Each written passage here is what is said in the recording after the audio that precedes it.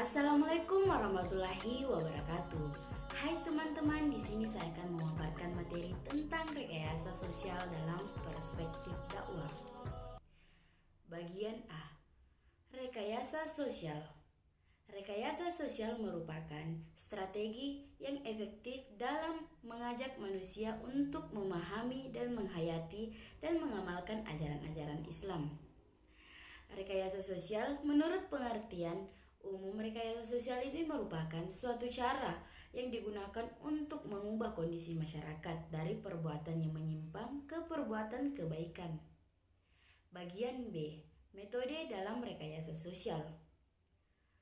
Metode dalam rekayasa sosial di sini terbagi menjadi 4 macam, yaitu yang pertama tablik. Tablik yang artinya menyampaikan sesuatu kepada orang lain. Pengertian tablik merupakan proses penyampaian informasi yang berupa pesan agama melalui wahyu dan hadis kepada orang lain. Yang kedua, tafsir. Tafsir adalah proses penyampaian kabar gembira kepada orang lain untuk memotivasi masyarakat agar dilakukan secara baik. Yang ketiga, al-bayan.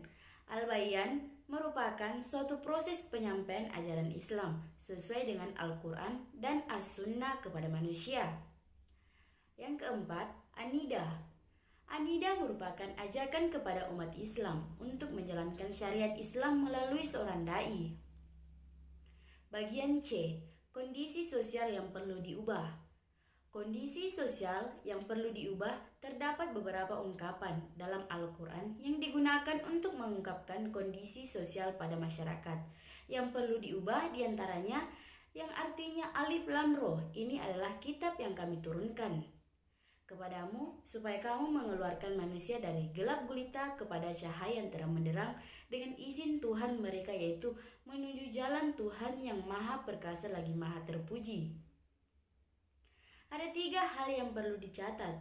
Yang pertama, yaitu mereka sepakat bahwa yang dimaksud al-munkar adalah apa saja yang menyimpan salah dan buruk menurut syariat Islam dan akal sehat atau fitrah manusia. Yang kedua, yaitu mereka juga sepakat bahwa al-munkar itu sangat luas wilayahnya. Yang ketiga, yaitu alat yang dapat dipakai untuk mengidentifikasi al-munkar adalah syariat Islam dan akal sehat. Bagian D. Profesionalitas. Profesionalitas dalam rekayasa sosial. Diperlukan adalah agen rekayasa sosial sebagai pelaku dalam rekayasa sosial, di mana dalam Al-Quran terdapat beberapa ungkapan yang bermakna agen rekayasa sosial.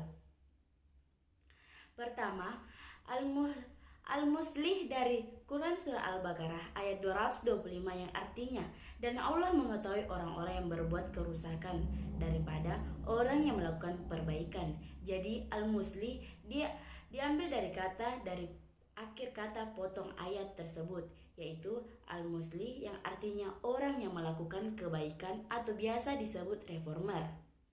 Yang kedua, amar bil ma'ruf dan nahi mungkar diambil dari kata Quran Surah At-Taubah ayat 112 yang artinya mereka itu adalah orang-orang yang bertaubat dan beribadah, yang memuju, yang berpergian mencari ilmu, yang merukuk dan sujud menyuruh perbuatan kebaikan dan melarang kemungkaran.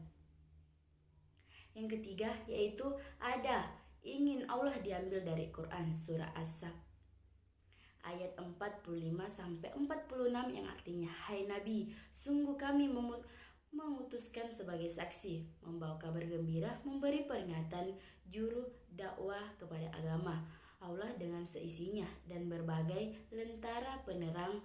Jadi ada loh yang diambil dari ayat dari potongan ayat tersebut. Bagian E. Sumber daya manusia. Sumber daya manusia meledakkannya sumber ilmu pengetahuan rendam. Teknologi pada saat ini hanya sebagian orang yang paham akan teknologi informasi. Upaya ini harus dilakukan saat itu, yaitu dai dengan membekali output dengan keterampilan penggunaan teknologi informasi. Itulah tadi pemaparan rekayasa sosial dalam perspektif dakwah. Semoga bermanfaat bagi teman-teman semua. Sampai jumpa pada kesempatan berikutnya. Wassalamualaikum warahmatullahi wabarakatuh.